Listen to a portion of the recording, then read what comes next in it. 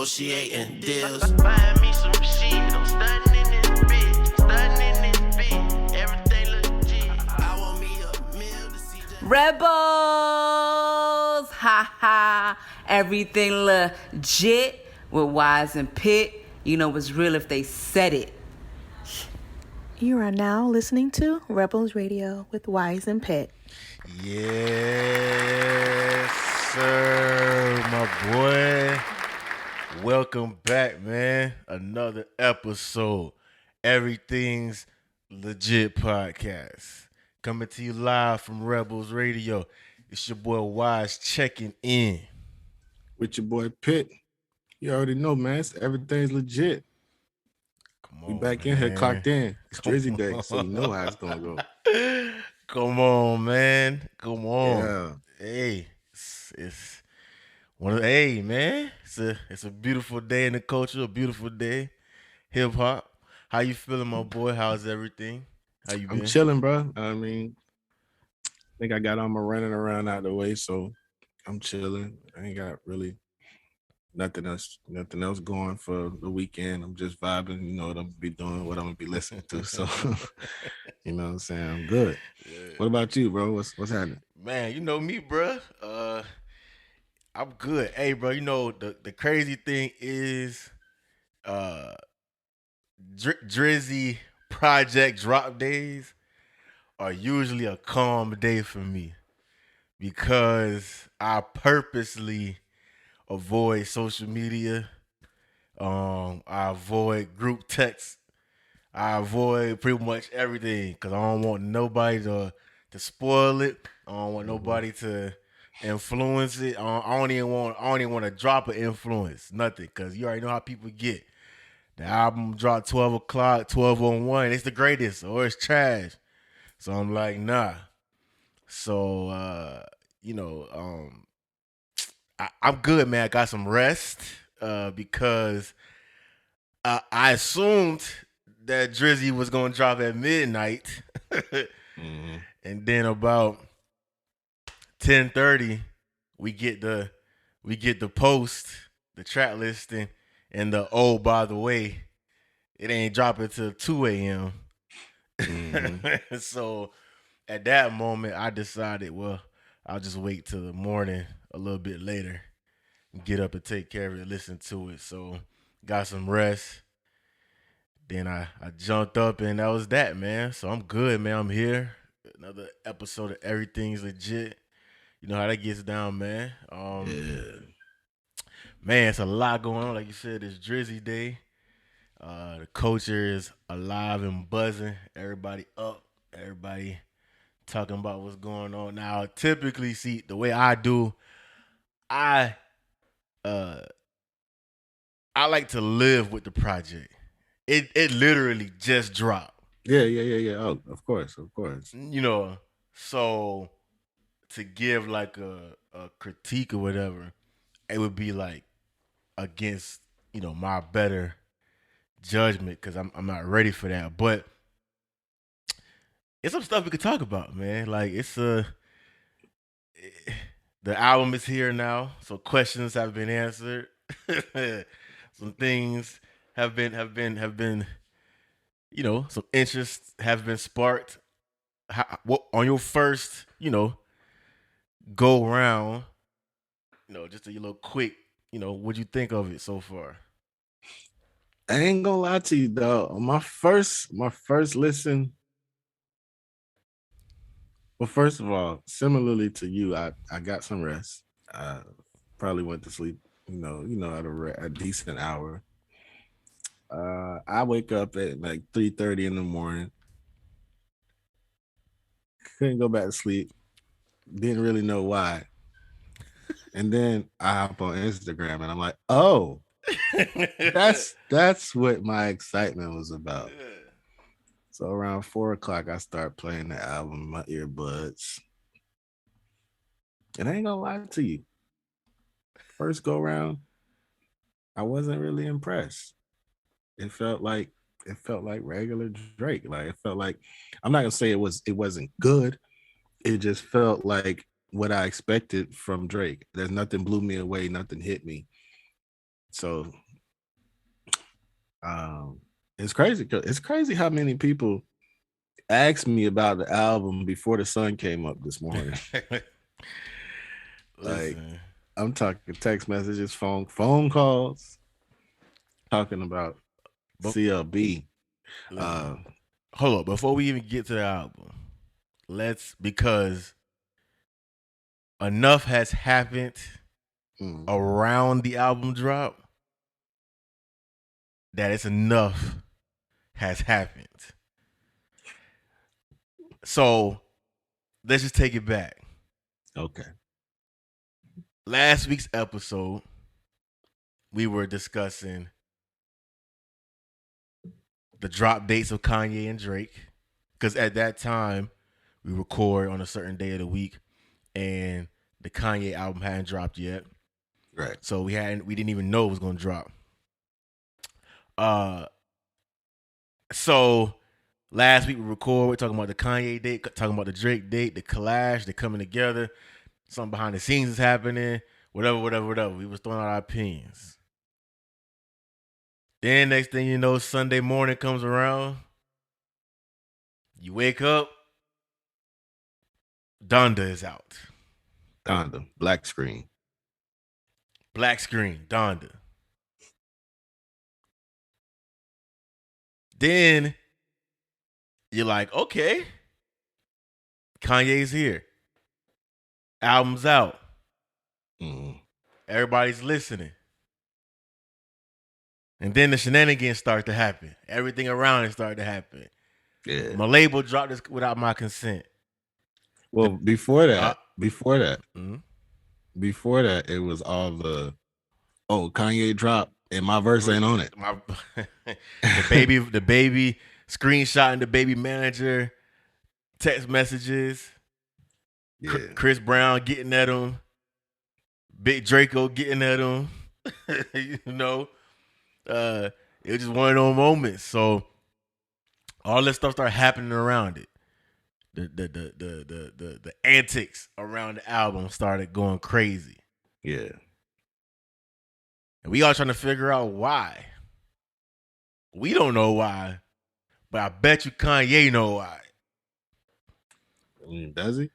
Because little did we know, 24 hours later, ESPN will be dropping the Drake album date, which happened to be 5 days after that announcement. So 6 days later, not even a week after Kanye dropped his, we getting the Drake. I think Kanye knew what was coming. He tried to get ahead of it. And then he tried to get his numbers up. So to get his numbers up, everybody verse missing from the album. Now what you gonna do? You gonna go listen to the album to see if their verse is really missing. And then throughout the day, what he did, throw the verses on the album. So then you getting what you asked for. So now it's like, all right, that's drawing people in. Then it's the album dropped my label without my label's consent. So now us knowing who Kanye is, we don't know if the album will come down or not. So now everybody rushing to go listen to the album. You're rushing to go listen to the album. Bringing more numbers in. All the antics. Kanye, why you doing all this, man? What's up? Why you doing all this? The boy was coming. We ain't know it. And then about Wednesday come around, first billboard pops up. I don't even remember what the first one was. It might have been was the New York billboard was the first one that popped up? I don't know. I can't remember which one was the first. There's a few of them that popped up. Might be the one in New York and the one in Chicago. Oh yeah, the dirt one. Yeah, that might. Yep. But then Drake started to get in his bag, the rollout bag, and he started doing it like nobody else can do it. Yeah.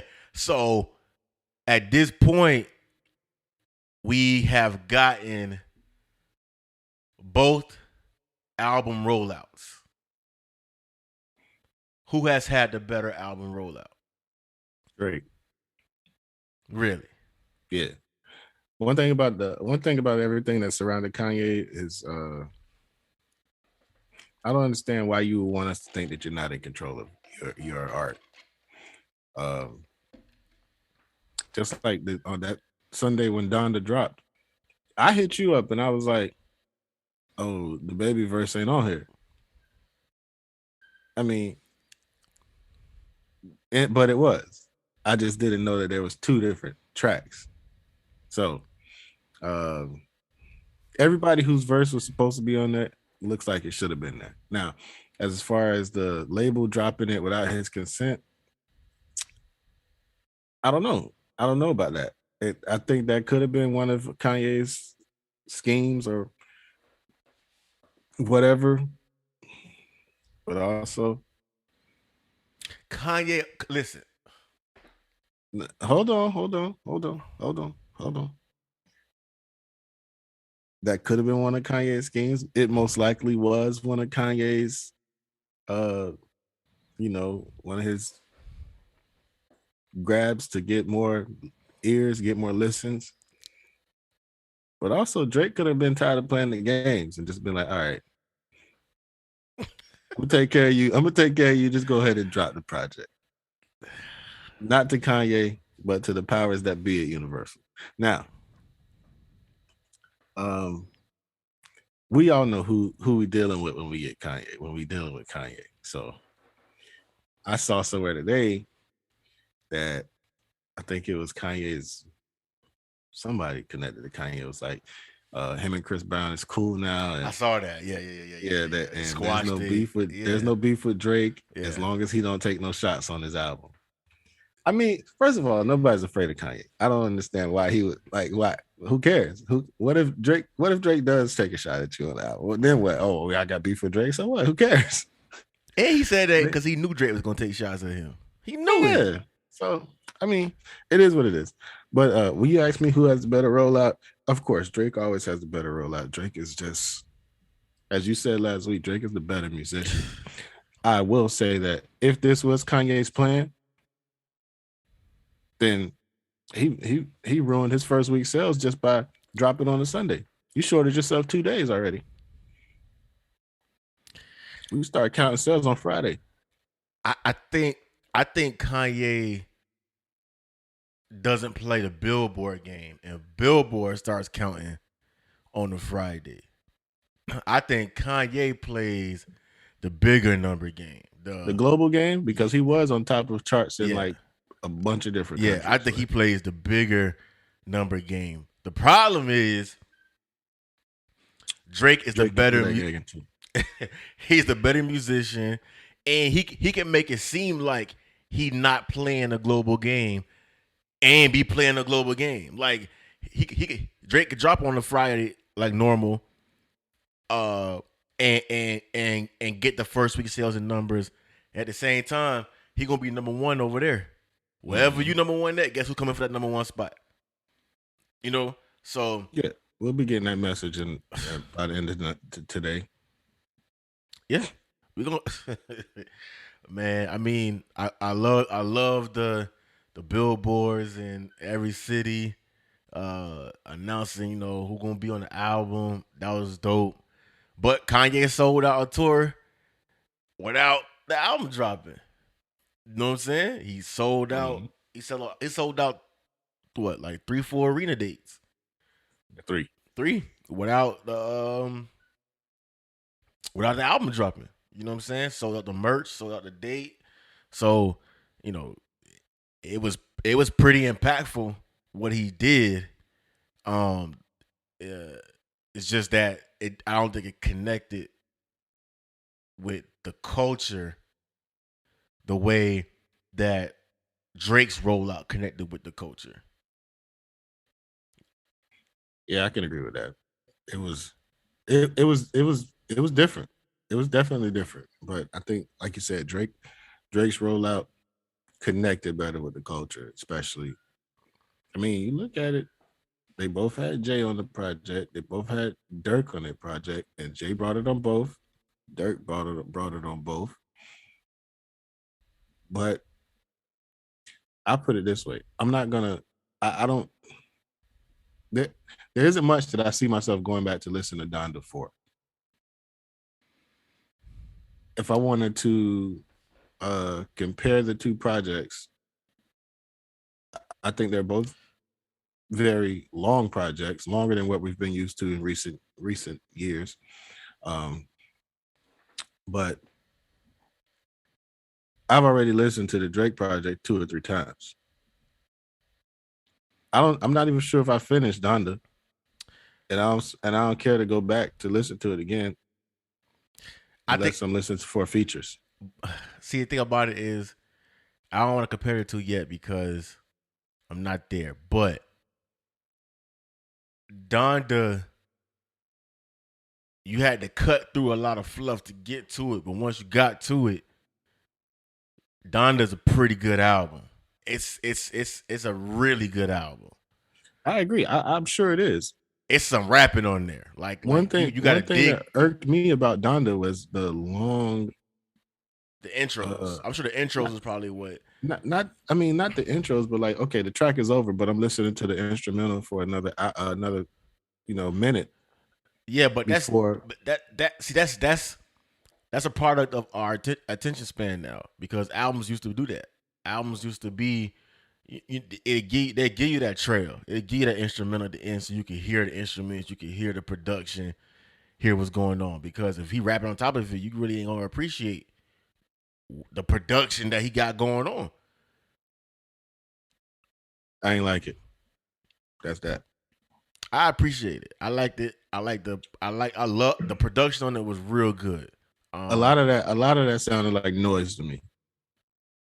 Yeah, see, I liked it. I heard it. I heard the production. Like I heard the production. I don't know, I heard the production. I had to get through a lot of that chanting and stuff, but once you cut through that, like it's a solid body of work. The problem is you got to cut through it. You know what I'm saying? You got to get through that. And then that just gives you time to think about all the antics and why you don't like Kanye. And you start going through that, and then that just affects the way you listen to his music. You know what I'm saying? And then you get through this, the rollout of everything that Kanye got going on. You see the way he's been acting. He's been lashing out at Drake for the past 2 weeks. And you kind of like, bro, like you got a whole project dropping. Why are you focusing on Drake? And it just kind of affects the way people digest his music. And Drake is just a better musician. So you get down to it, to me, when Drake gets into that Houston, Atlanta, Vegas bag, when Drake get into that stripper from Houston that he fell in love with bag, when he get into that, that's that's the best Drake to me. You know what I'm saying? When you get that balance of singing and rapping, he harmonizing, like that's when he's stuck in that Houston bag, that production, like to me that's what it is. I got from the early listens from what I listened to, I got heavy So Far Gone vibes. It felt like he kind of like went back to that bag to me. It kind of felt like he went back to that Houston. It felt like when he made this album, he wasn't living in Toronto. It felt like he was living in Houston, and it was purposeful. Like it was a clear direction. It was everything about this album was purposeful. Everything. Even from the not dropping at 12 o'clock to dropping at 2 a.m. You know what I'm saying? And then you go through the album and you hear all the subs that he's throwing, and then you hear all the not so subs that he's throwing, and you hear the rapping, you hear the singing. Like it's off the first couple of listens, I enjoyed it. It was a good body of work to me. So I just look forward to living with it. And being background music and seeing how people react to it. But I thought it was good, man. I thought it was a good album. Yeah. I like I said, my first listen, I I wasn't really impressed. It felt like I heard it before. Um, Second listen, I still was like, yeah, I want to like it. I want I want to like it, but I'm waiting for something to hit me. Like, there were certain things on like views and those types of projects that kind of drew you to it. Uh, then I'm going through it for like the third time. And maybe I was just feeling better because I just hopped out the barber chair, and you know how that go. You know how that go. A fresh fade So and Drake, bro. yeah, so at that point, I was, what I'm saying, Feeling yourself. yeah, I'm like, okay, yeah, all right. So I'm looking forward, like you said, I'm looking forward to living with it. I already like it more than I like Donda. I don't know, maybe it's just like you said, I don't really like Kanye. I don't want to say I don't like Kanye, but I'm not really feeling him. It's just he's just weird, and I can't. It's a lot of that weird stuff that I be picking up on weird stuff, and they'll be like, oh, this don't sit right with me. You know what I'm saying? Nah, that's true. No, you're right. It's a lot. It's a lot. I'll say this. The first 3 songs, I think I skipped completely. Cause as soon as they come on, he doing some other stuff, and I'm like, I don't know about all this. Yeah. So I skipped them. And then once you get to like the second 2/3 of the album, it's more the Kanye that we used to. Yeah, it's more music. Yeah, it's more what we used to. Them first couple, it'll turn you off. Cause even from the intro, I was like, all right, this will because I told you I was like, bro, I'm not in a rush to listen to this. You know what I'm saying? Like, I've been telling everybody, oh, I ain't in a rush. And then I had to take a car drive somewhere, and I was just like, you know what? Let me just throw this on and see what it sound like. And I remember when I skipped the first 3, and I got to that 4th one, and I said to myself, if I skip this 4th one, I'm turning this joint off. I'm turning this joint off. I ain't sitting through no more of this. And that 4th one came on. And I kid you not, the first 10 seconds of that 4th one, I was like, you lost me, Kanye. I'm gone. I'm getting ready. I'm looking for the phone, getting ready to exit the app. And as soon as I pick up the phone, it kind of switched. And I'm like, oh, wait. All right. And then they like, oh, wait, this is Kanye. Okay. And then they get into, and then, because I think that's like, that might be a song with Lil Baby on it. But, then they get into the Kanye bag. You get into that's when I hit you up. I was like, oh man, if you cut through that little bit, it's actually some rapping on here. He doing some rapping. But yeah, I ain't mad at nobody that's like, you know what I'm saying? Cause it's just weird, bro. Like, it's weird. But shout out to Drake. You know what I'm saying? Another successful body of work, putting it out there, putting in that work. Man, like I wish people knew just the effort and the time that it takes to put out a body of work. Like, even though it's crazy because it's been 3 years since his last project, since his last album. His last studio album. Yeah, we got like little stuff in between, but like that's not normal for Drake. We usually don't wait 3 years for a Drake project. But life hit, then you gotta create through it. You gotta, So I think it's dope that he's finally back out here, taking his spot. Another thing that he did differently this time is that he didn't have. Normally, we would have gotten one of those tracks that's been spinning on the radio already for 3 months. We would have got one of those on the project. We didn't get that this time. Everything is fresh.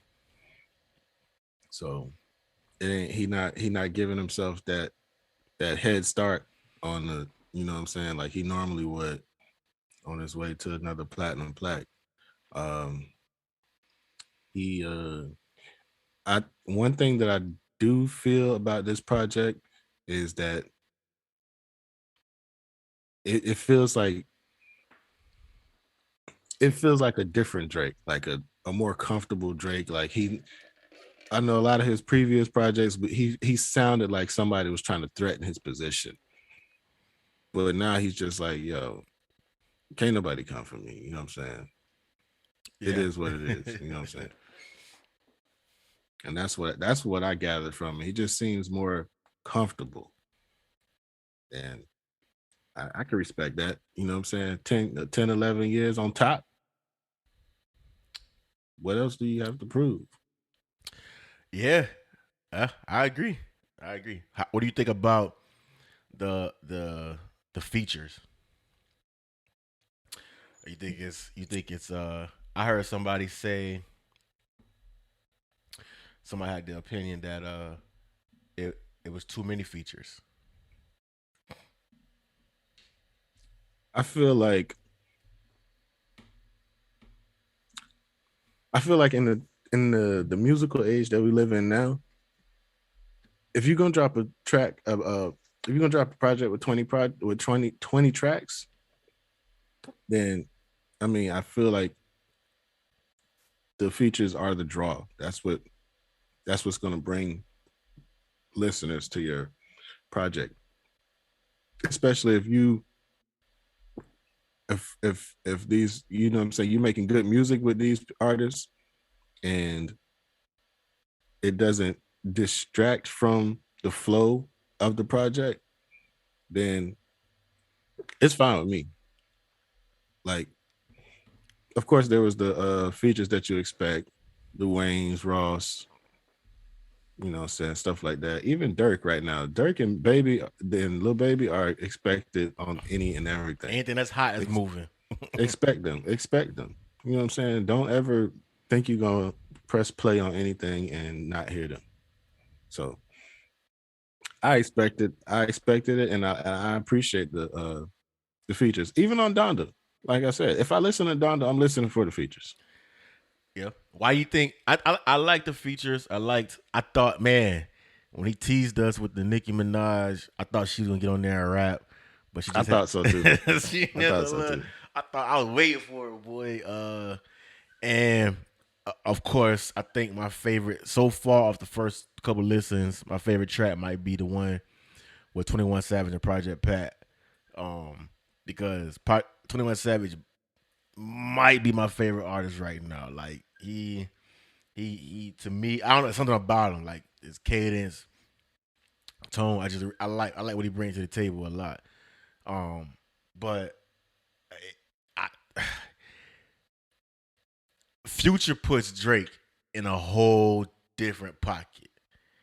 When Future get a hold of Drake, I don't know what happens, but he turns a whole different monster. Like, I'm listening to the 2 tracks that he on, and I'm like, yo, like, I need another What a Time to Be Alive, like right now.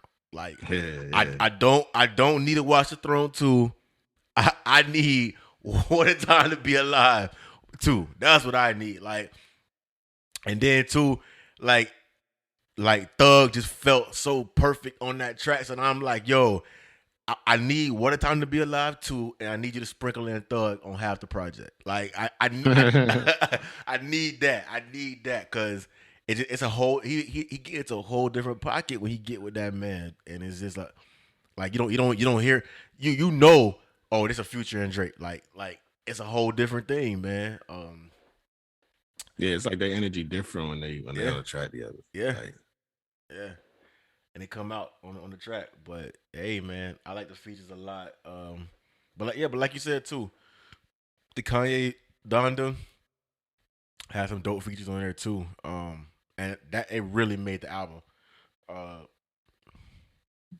it's dope to hear how, even with some of the similar features they had, to hear how the artists get into different pockets on the album. Like, Drake had a clear direction on this album. You had to come. The only track on Certified Lover Boy that I heard so far that I felt like was like, okay, it wasn't really part of the plan, was the one with him and Ross. That was the only one I heard where I was like, he had to throw Ross on there because that's like, you can't have a Drake or a Ross album come out right now without a Drake or a Ross feature. You know what I'm saying? Like, you gotta have that. So hearing that was pretty dope. But I feel like why you think the album is why do you think Drake and Kanye's album are this long, this many features now? Why do you think that?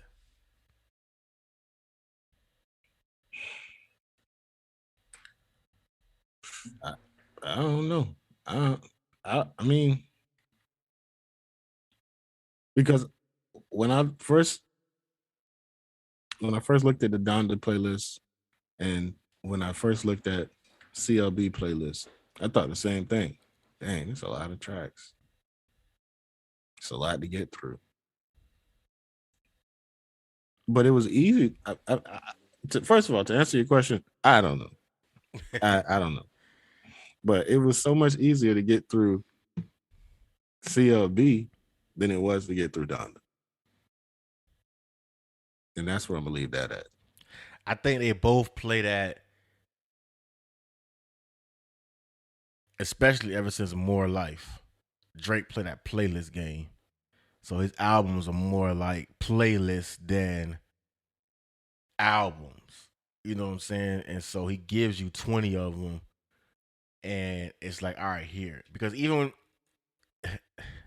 it's funny because we got the track list and everything, but I didn't count the tracks. I didn't count the number. So I didn't know it was 20 until I just heard you say that, earlier. So, but even listening to it, it didn't feel like 20 songs. You know what I'm saying? It didn't feel like 20 records. And so when he going for that playlist vibe, if it works the way it seems like it worked here, then hey. Because to me, like for instance, Scorpion, he was trying to do that, but it didn't. It was a couple of them in there where it was like, all right, bro, like you really ain't need this, I feel like with Drake, it makes more sense because Drake can drop a 2021 track project and those tracks are going to get spins from all over the place. You're going to have 3 or 4 tracks that's spinning on the radio every day, all day. You're going to have 2 or 3 tracks that people want to make dance videos to on TikTok. You know what I'm saying? So out of those 21 tracks, 15 of those we going to hear all over the place and they're going to be the one with the Nigerian feature. You already know how that's going to go. So Drake is going, it makes sense when Drake does it because he knows his reach. He knows he got his he got his foot in every genre pretty much and every culture, and he just knows how to work it. So it's probably gonna be 1 or 2 tracks that don't get no play. But other than that, Drake is pretty much that guy. Yeah, he is, man. But like I said, I look forward to living with it, getting more experience with it, especially since it's the end of the summer. Shout out to Drizzy. Yeah, we're about to go in the 4th quarter, so you already know what time it is. Man, listen, bro. Man, speaking of new music and stuff like that, since we here, another announcement that happened in the culture that just happened, breaking news. Versus, we have Fat Joe versus Ja Rule, September 14th, live coming from New York City. Versus Fat Joe versus Ja Rule. What you think about that? How you feel?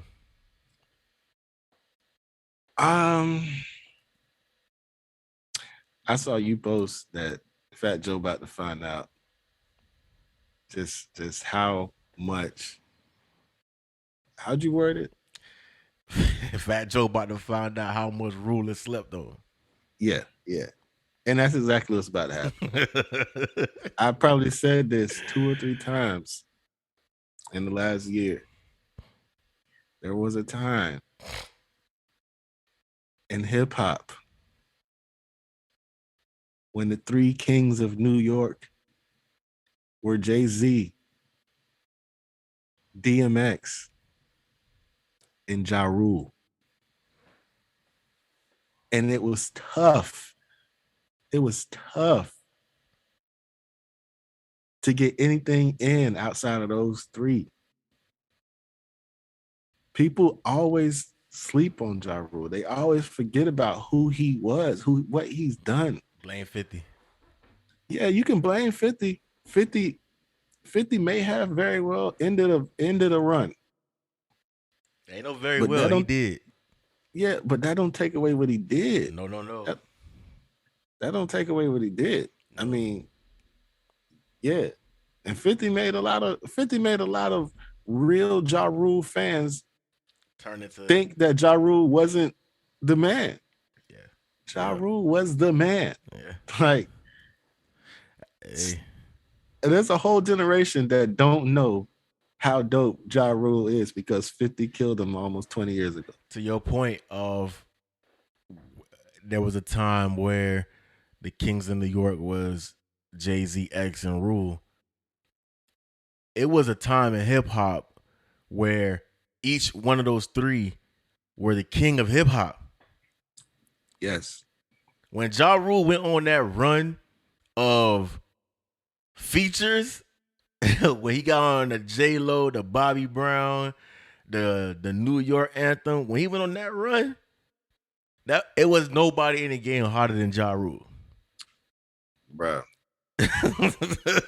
Those three used to do something that most people it's hard to find right now. They were dropping 2 albums a year. Listen, man. Now if you're a fan, you gotta dig for new music from your favorite artists.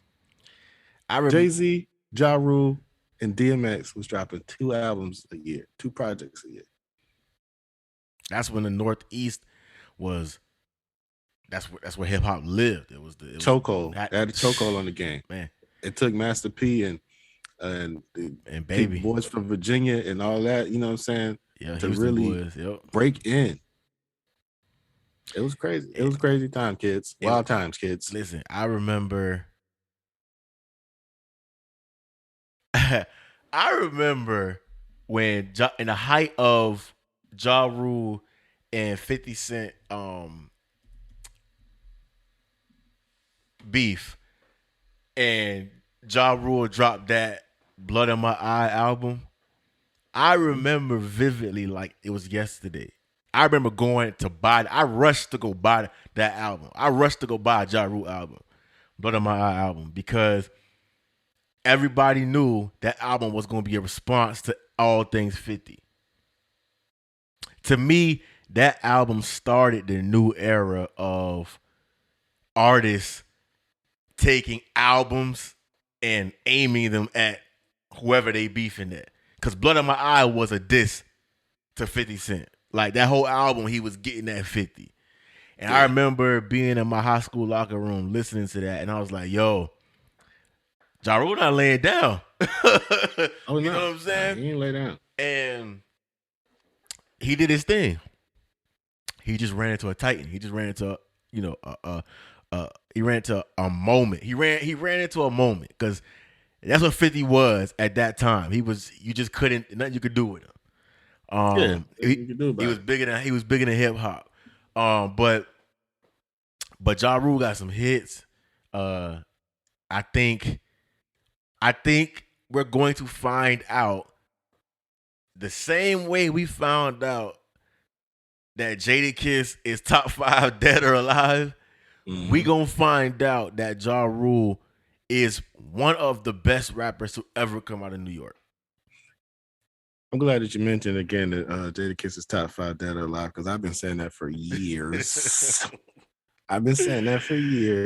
So, hey, but I agree with you. We about to find out. About Rule, and I would not be surprised if at the end of verses we hear another New York anthem from both of them.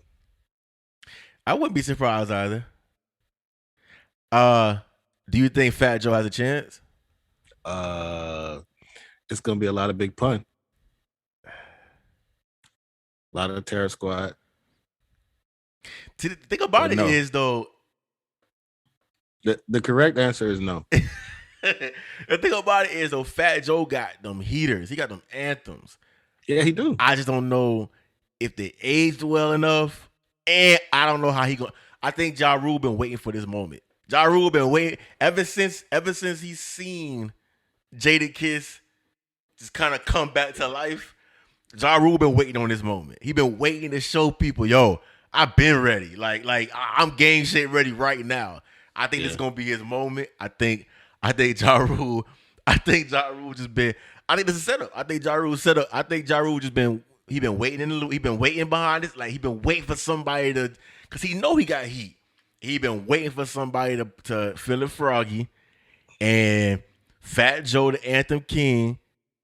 I think Fat Joe think he got Ja Rule, and he about to find out real quick. Hey, this boy is a monster. I don't know. I feel like it's too soon after the Dipset and for another New York battle and Locks debacle for them to go back to New York.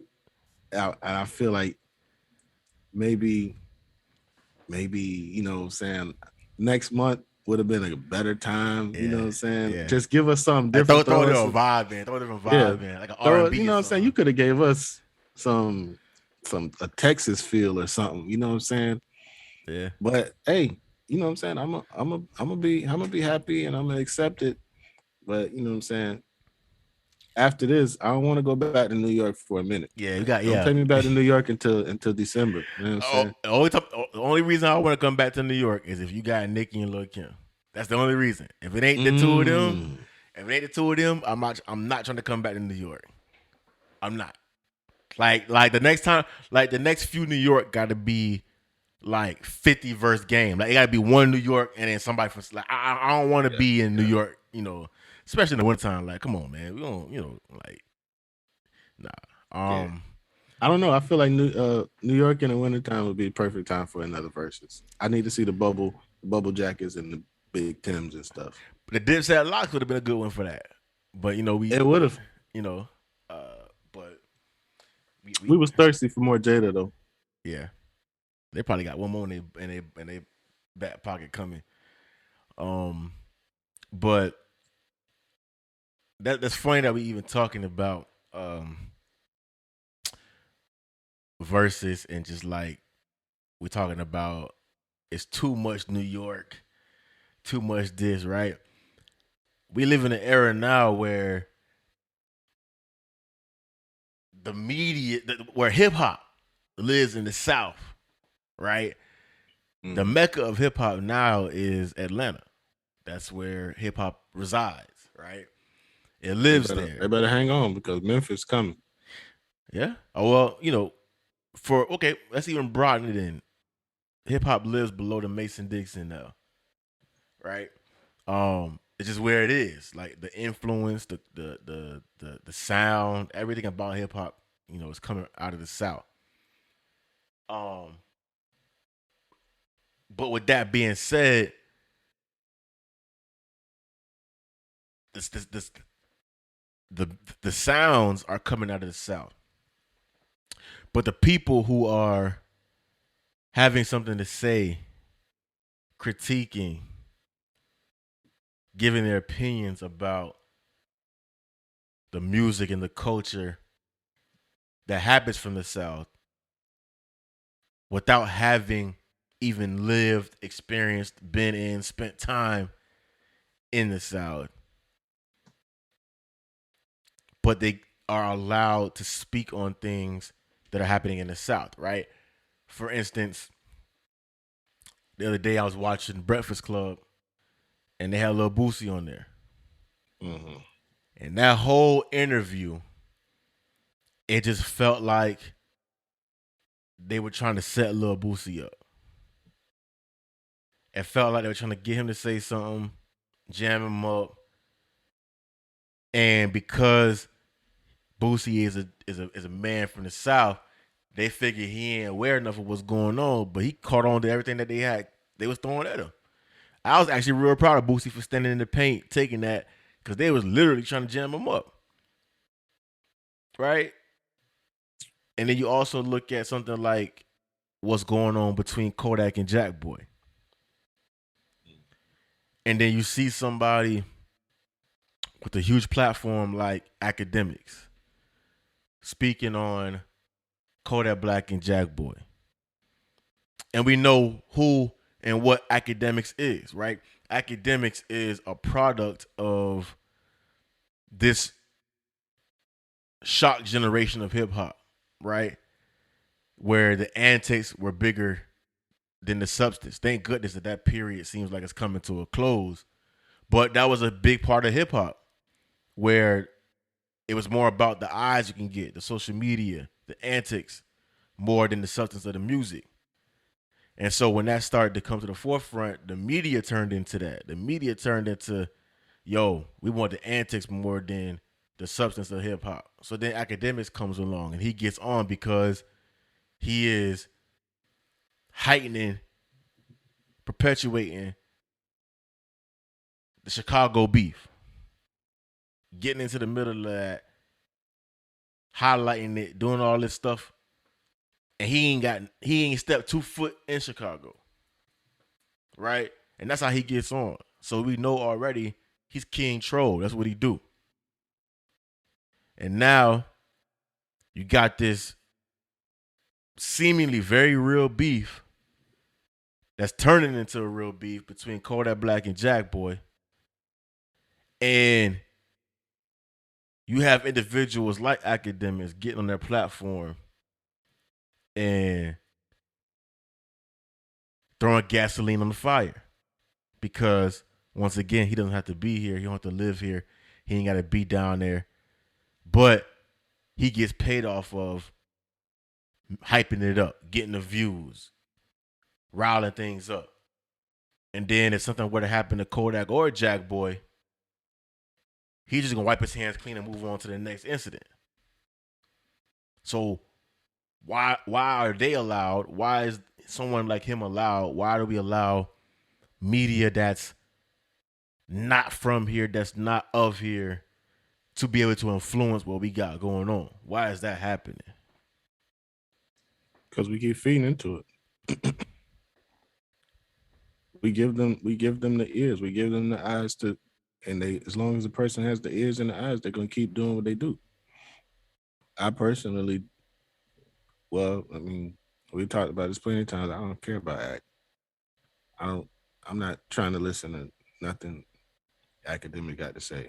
I mean, outside of him making it, posting something to help somebody, I don't care nothing about nothing he has to say, especially about these issues. And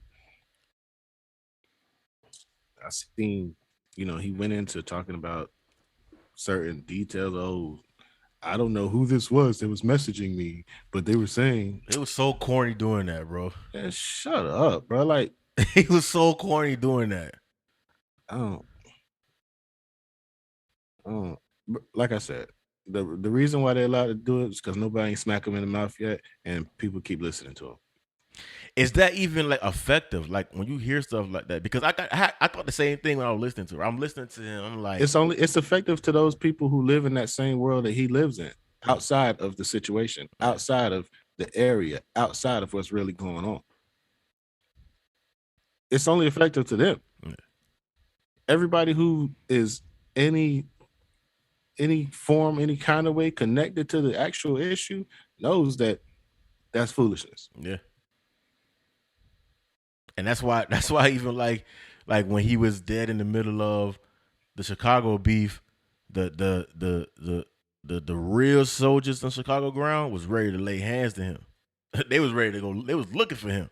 They was ready to smack fire to Academics, and he couldn't come outside. Act never was anywhere because he knew, hey, one of them boys catch you slipping, it's gonna be on and popping. Hey, somebody gonna do it. Somebody's got to go for it. Listen. He got on that his platform, was riling the people up, talking about speculating about maybe this is happening. Hopefully, it's like, bro, like you playing with something that got and and even in the middle of the video, he in the dead middle of the video, he's literally admitting, I don't rock with y'all like that. And because I don't rock with y'all like that, this is how I'm gonna present it. Like he kept saying that. He kept saying like, yo, I only don't do this with people that I rock with. So then it's like, okay, if you telling us that the people you rock with, you don't do this, and then the very next breath you turn around and you do it to Kodak Black and Jack Boy, that's letting us know you don't rock with them like that. So all this right here is nothing but attention for you. You just creating the views. Meanwhile, people on the ground, this is you pouring gasoline on the fire. Hey man, I don't really condone violence and putting your hands on people just because they say something or just because you don't like them. But I wouldn't be upset if it happened to him. Man, you know what I'm saying? Like I wouldn't feel bad if it were him on the other end of somebody's fist. I know for a fact that he better just stay in his little studio basement because you know what I'm saying, he don't want to run into these people that he talking about. You know what's funny? I'm sitting here thinking, I know why he feels like he can do what he's doing, speaking on South Florida issues. The 6ix9ine and Whack 100 interview was taped in Miami. The beginning of the interview, Academics is bragging about how he's been in Miami at Rolling Loud with 6ix9ine. They running around doing all this and nobody ain't touching him. Like, this is what he's bragging about at the beginning of the interview. So, you feel like, oh, because you walking around a secured event where people from all over are coming around, and everybody from our city is smart enough to know that people from all over are coming around. you think that's safe. So now you just turn around and feel like you can speak freely and recklessly about events that's happening, knowing full well what type of city we live in. One of your favorite best friend buddy rappers that you claim that you love so much, you talk about Triple X every chance you get. How you loved X. You was one of the only people that got him. He was one of your best friends. You talking about all this. In the same city that he from, the same individuals that he was running around, them same dudes that ran up on him and caught him slipping, them same type of people are involved in what's going on between Kodak Black and Jack Boy. And instead of being responsible with your platform, or at the very least honoring your friend by protecting what's going on, trying to help what's going on, trying to get to the end of what's going on, you put yourself in the middle of it and you're just going to throw gasoline on the fire. And so now if something happened to Kodak Black or Jack Boy, you just going to throw your hands up and walk away and go to the next city. Like, come on, like, man, like you said, it's only a matter of time. You know what I'm saying? We don't condone that. It's just, the media is so irresponsible, man. Like, you can't even, it's like, who do you trust? You know what I'm saying? You can't go to Breakfast Club, Academics, doing what he do. Then you got Vlad TV. The other dude I don't trust, No Jumper. Adam 22. Did you see they had FCG Heem up there? Nah, I saw bits and pieces of it. One thing I do want to say is that they need to stop trying to stay out of my city. I tried to find a good way to say that, but that's the best way I could say it, and without using profane language. Stop trying to turn my city into a war zone. Yeah. Dude, he's sitting there interviewing FCG Heem, rolling a blunt, asking him about stuff that he know that if he answered a certain way, it's gonna cause problems. And he's sitting there, and his whole energy, his whole attitude is, I don't care. Like, you could tell that whole interview was for the bag. Like, he got a check for it. It wasn't that interview wasn't because he's a fan of him. Yeah. You know, and you could tell just by, why you interview, you gonna be interviewing me while you doing that? Like, dog, do that off camera. You know what I'm saying? Like, that the whole process of you doing that shows that whatever I'm saying is like this. Like, you're not caring. You know what I'm saying? And then on top of that, adding to the fact, the type of questions you asking me, it's like, yo, these dudes is crazy, man. Like, it's a gift and a curse, because you know there is a reason why they are focusing their attention here. But then it's like, yo, this ain't the type of attention we asked for. Like, this stuff been going on. This type of issues we know how to handle stuff and keep it in-house, get rid of it and be done with it. But here y'all go throwing gas on the fire and making everything worse. Now you got two of the biggest artists in the city jumping on Instagram Live talking crazy to each other. You know what I'm saying? Like, talking real crazy to each other. Hey, man, this is it's all one of those. It's one of those situations where outsiders should not involve themselves. I understand it. I understand why they're doing it. They're doing it because there's money involved. You can get money. You can get paid off of it. But outsiders shouldn't get involved, because at the end of it, everything is deeper than rap. Everything stems from somewhere else. Sometimes the artist or the face of it doesn't even realize where it stems from. People don't, you know what I'm saying? Even dealing with FCG Heem, like, you mess around and get and start some trouble with him, you're not gonna have to deal with him. Like, the Broward underworld is a very nasty place to play. That ain't where you want to be. You gotta walk light, bro. Like, this ain't what you want. Like, this ain't a good place to just play around with people's names and reputations and stuff like that. Like, and just like I mentioned last week, Jack Boy and Kodak are like brothers. They know each other very well. On Jack Boy's whole album, he mentioned a lot of things where it's like, you know what I'm saying, we did dirt together that we'll never talk about. Yeah. You don't want to be the nigga that finds out. Yeah. You don't want to be the one that finds out to the extent these things go. Yeah. That ain't where you want to be. Yeah. Yeah. You know, it's funny because I was watching 21 Savage was on $1 Million Worth of Game podcast. I've been seeing clips of that. Boy, I watched the whole interview. Listen, I ain't watched the whole thing. Listen, boy, he checked Gilly a couple times, right? Yes, I kept seeing. That's what I kept seeing clips of him checking Gilly. He checked Gilly a couple times, and it goes to my point though, right? Because Gilly is from Philly, Northeast, and 21 Savage broke it down real plain. He was like, "Yo, y'all think we ain't about that."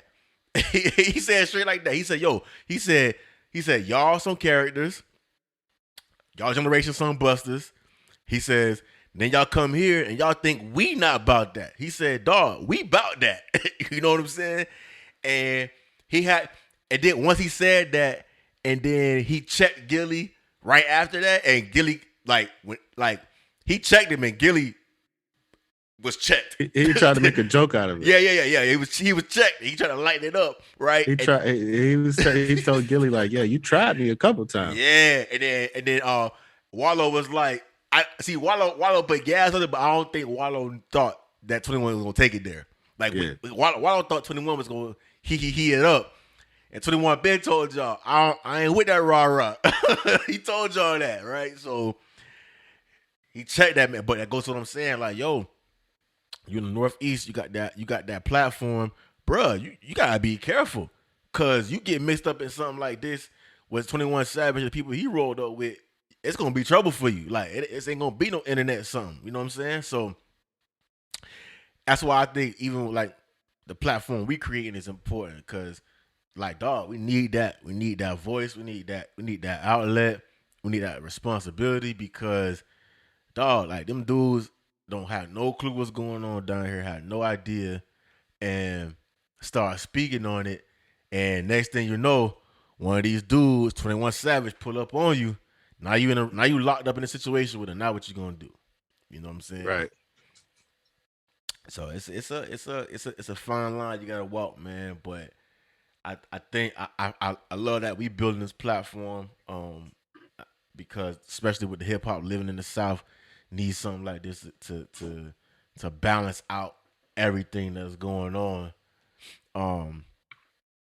Because it's this we are hip hop. You know, we kids of hip hop, we products of hip hop.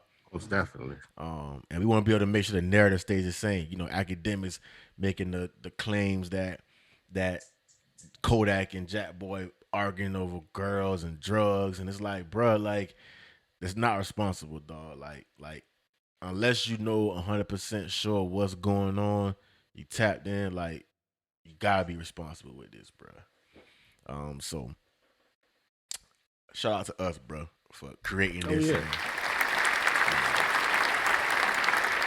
trying to make right with this, bro.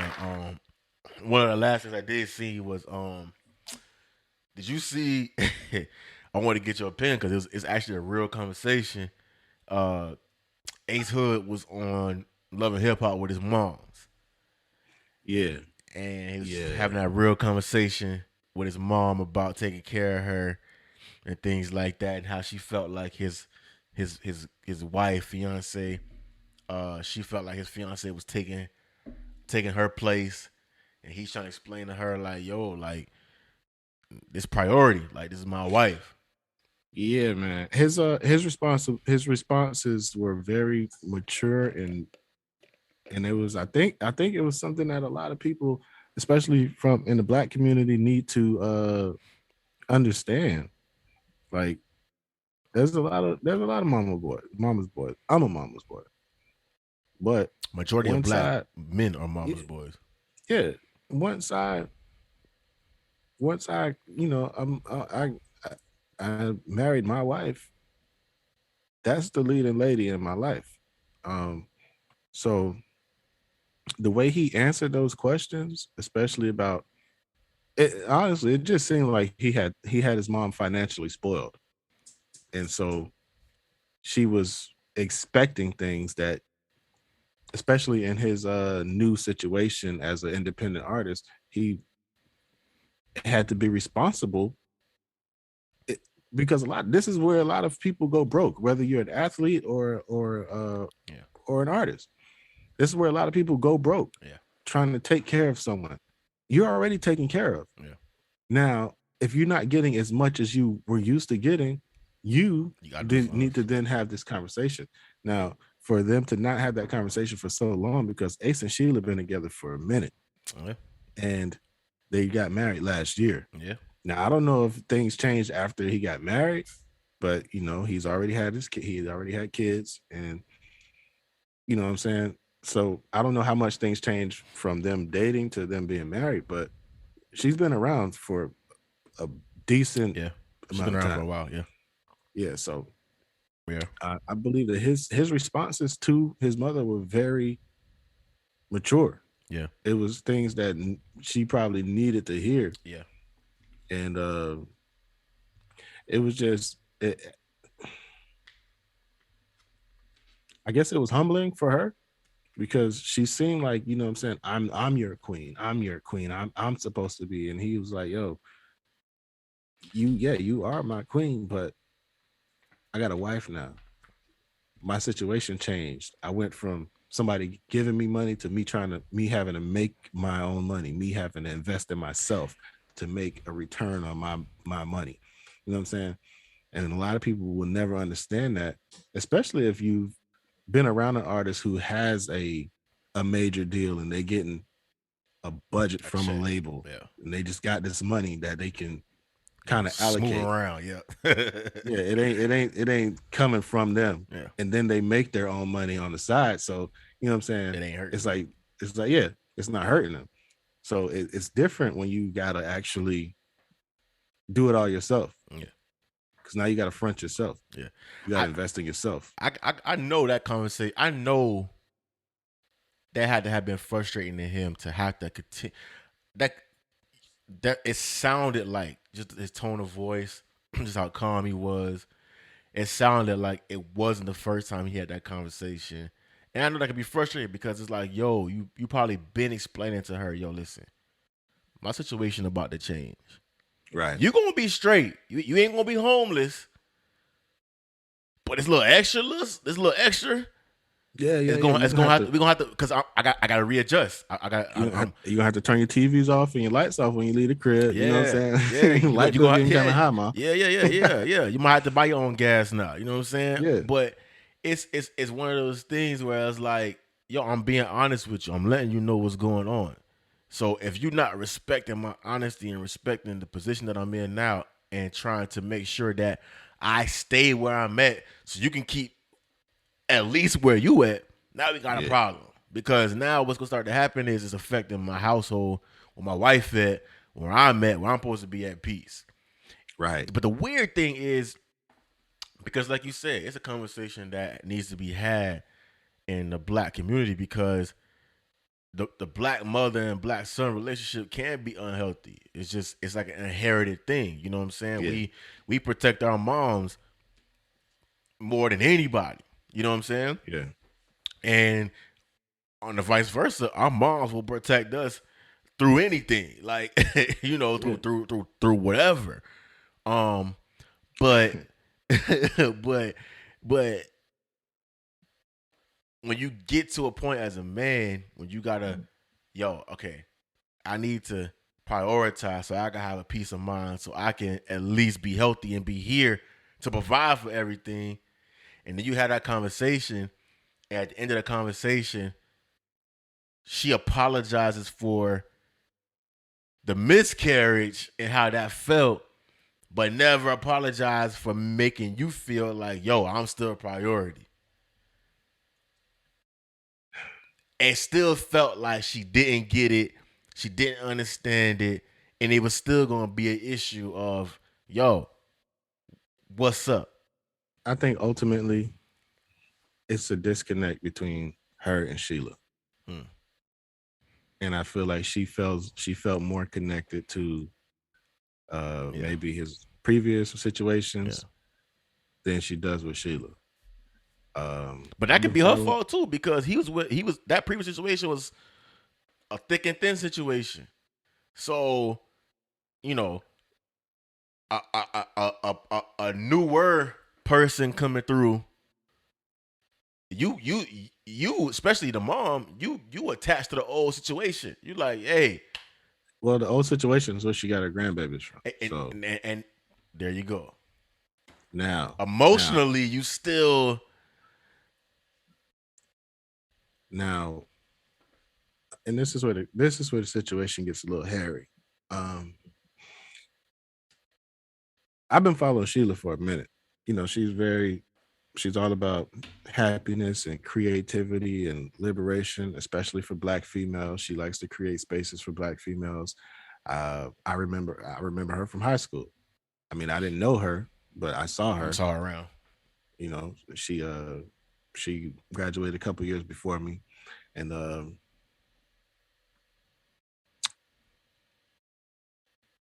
to hear about the recent things that's been going on as far as the miscarriage,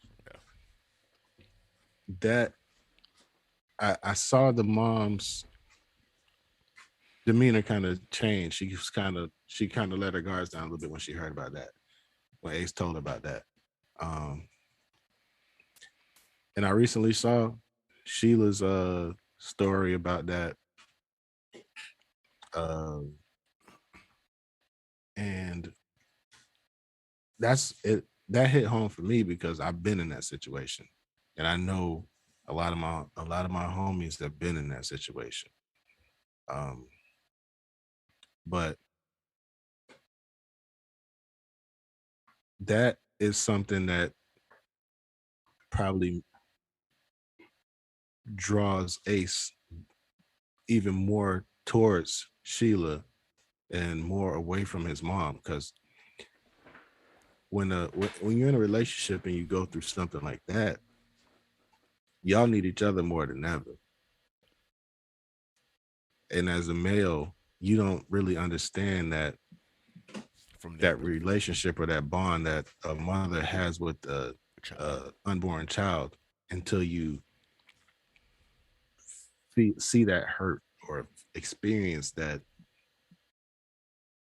loss of hope, because this person is they know that they're nurturing something, they're bringing life into the world, and then all of a sudden that dream is shattered, that hope is gone.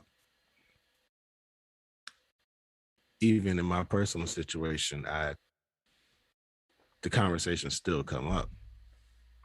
My daughter would have been 11 years old right now, and so those are things that don't go away. That sting doesn't stop stinging because it's 11 years away. You know what I'm saying?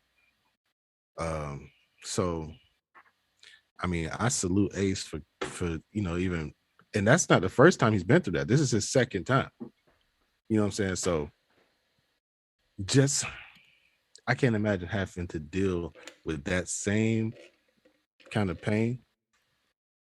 And then people will go ahead and people will say that it's different because one of the children was actually born and one was an unborn child. You put them both there. You know what I'm saying? They were both uh, your children. My daughter had a name. I actually saw her. So I understand you know what I'm saying? So he's going through it from both angles. And these are two different women who have these scars, emotional scars. Emotional scars don't heal like that. No. Um, and while we're on the subject, I know a couple of my homies have been through that. You know, I've seen the way they've I want to say bounce back, but being the person who's dealt with that also, you don't really bounce back. You just learn how to deal with it. You learn how to cope with it. You learn how to not break down every time the thought crosses your mind. So, we got who Cece, Demo, uh there was somebody else. Uh and that's all. These is all preeclampsia. CC has done his thing to bring awareness to preeclampsia, Yeah. and so has Yeah. Demo. Yeah. Both of them. Yep.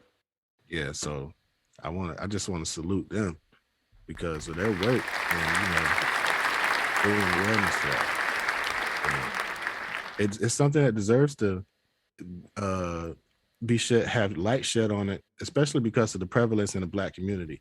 Because uh one thing that we need to know and understand is that these doctors don't care about our Black children. No. Sadly, they don't care about our Black children. And the more of them that are not born, the happier they are. And the last thing I'm gonna say about this is 11 years ago when me and my wife were in the hospital, we knew something was wrong.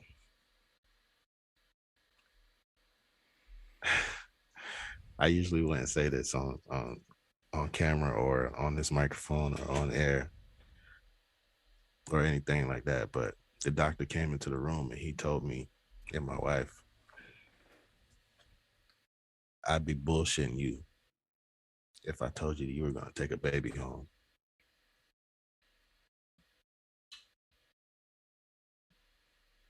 And that's where he left us at.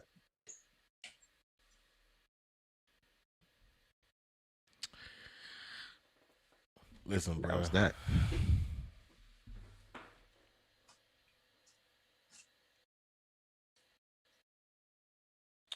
Listen, bro. It's like you said, bro. Shout out to that man. First of all, shout out to you. Shout out to Ace Hood. Shout out to CC. Shout out to Demo. Shout out to everybody that has gone through something so traumatic as that, because you just don't know, like you said, unless you go through it. And shout out to y'all. Shout out to Ace Hood for handling his business like a man, like he's supposed to, because we know the internet, boy. They waiting for a moment to see you act a fool. Oh yeah, And they waiting for Ace to show a chink in his armor. yeah, and Love and Hip Hop is the perfect platform for that to happen. You know what I'm saying? So shout out to Seymour CC with his Sisters in Shape foundation. Sis, he also got the Kids in Shape foundation.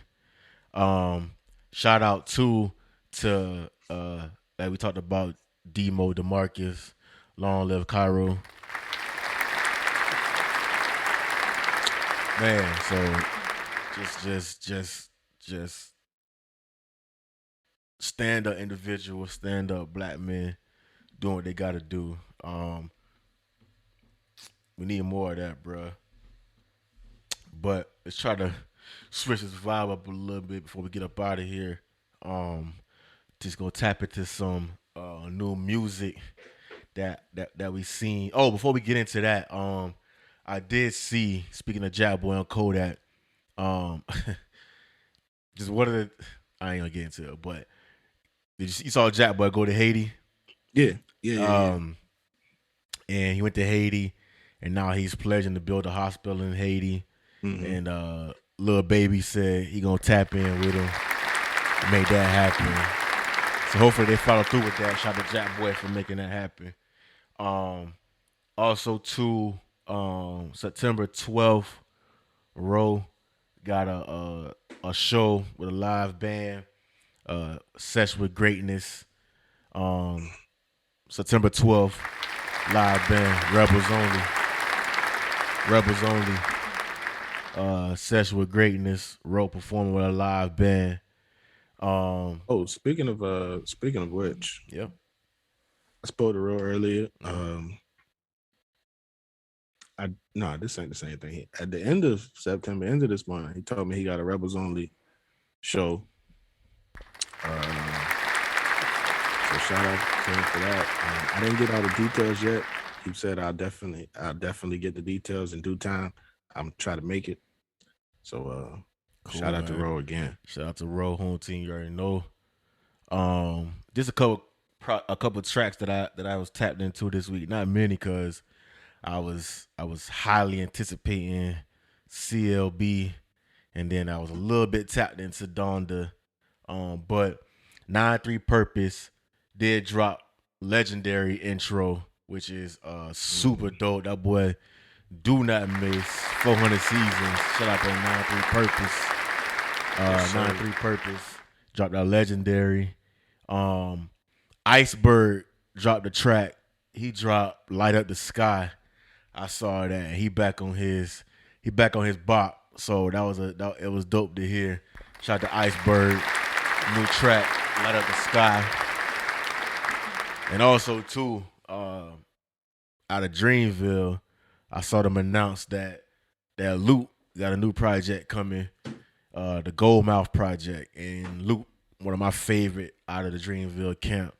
So to hear him coming through with a new project, shout out to Luke, Dreamville, Goldmouth Project. But that's really all the new music I've been tapped into. With you? I ain't really been tapped in nothing but the regular. I mean, I tried to touch bases with some of the artists that we work with or we keep in contact with. I talked to Classic. He let me know that he will be releasing some information about his new project very, very soon. track list isn't complete yet. Waiting on some things, tying up some loose ends, but we should be getting that project very, very, very soon. And also, I did get the cover art. I did get the cover art for that project. I'm gonna talk to him, see if he okay with might us release that releasing it. Yeah, we might put that up on this part of the video. Yeah, you know what I'm saying? Cover so art. I'm gonna talk to him. We're gonna see about it. Shout out to Classic. Yeah, I got the cover art. It's dope. Shout out to Classic, man. One of my favorite artists, I have to say. That boy's a rapper. Shout out to Classic, man, doing his thing. That's what's up, man. Man, just want to make sure that we haven't forgot anything. It's a beautiful day, a beautiful Aubrey day. Yeah. So just want to make sure we ain't missing nothing. Looks like we good. Yeah. I feel like that man is asleep on a hammock somewhere right now. Taking a nap. Why you think he got his feet kicked up? I think he got his feet kicked up. Like he just resting right now because he got a long night ahead of him. Man, listen, dog. Oh, before we get up out of here, I knew there was something I did forget, and I did not want to forget that. Shout out to and our thoughts and prayers are with everybody in Louisiana that were in the path of Hurricane Ida. Everybody that's in New York that's dealing with the aftermath and the flooding. Thoughts and prayers. Yeah, that's crazy that this storm went straight up through the country. Man, that thing got quick. It got strong quick too. Cause I remember one day I was watching it. It was a Category 2, and then 2 days later they said it's a Cat 5 headed straight to Louisiana, and I was like, that quick? Mm-hmm. Man, but shout out to everybody out there, man. Hopefully everybody is safe now and doing better. Oh, too, I did see we finally are going to get some answers. McDonald's, your time is up. McDonald's time is up. McDonald's, your days are numbered. We are getting the truth now. Federal Trade Commission is now investigating why McDonald's flurry machines are always broken. We are going to get some answers. We have been finessed for far too long. Every time, it don't matter what part of the country you at, you go to a McDonald's, that flurry machine broken. It is done for. FTC is on the case. McDonald's, your days is numbered. We getting some answers. No more finessing. We get to the bottom of this. Yeah. That was one of the best things I heard. That was one of the best things I heard this week. When I saw that, I was like, yo, that's what's up. We finally gonna get some answers. Yeah, it's about time. Yeah. Hey, I didn't want to end on a I don't know. I think this is actually a good note. But I didn't have all the details or anything, so I didn't really want to mention it. But I figured we'd go ahead and get it out there. There's been new developments in the Ahmaud Arbery trial. Nothing from his past can be used against him in this trial. Also, in the Elijah McClain, those EMTs and those officers are they're gonna have to face some consequences. Yep. Like I said, I ain't have all the details, so I ain't really want to speak on it, but it's been on my mind, so I had to get it out there. Yeah. Yep. Shout out to that. Oh, one more thing I just seen. I'm looking on Twitter now, and Boosie is trending. Oh Lord, he must have caught sight of that picture. All I want to say is, before we get up out of here, we must protect Boosie, man. Protect Boosie. He's a national treasure. Protect Boosie. He's trending right now. If you know Boosie, you know why he's trending. If you know why he's trending, you know why he's trending. Protect Boosie, man. We must protect Boosie at all costs. Hey, shout out to you, my boy. Tap in. Another dope episode. Everything's Legit podcast in the books. And until next time, people. I go by the notorious Nova King, and every time I tune in to Rebels Radio, I'm tapped in. They talking sports, and they playing the best music you can vibe to. So tap in, Lou. Yeah.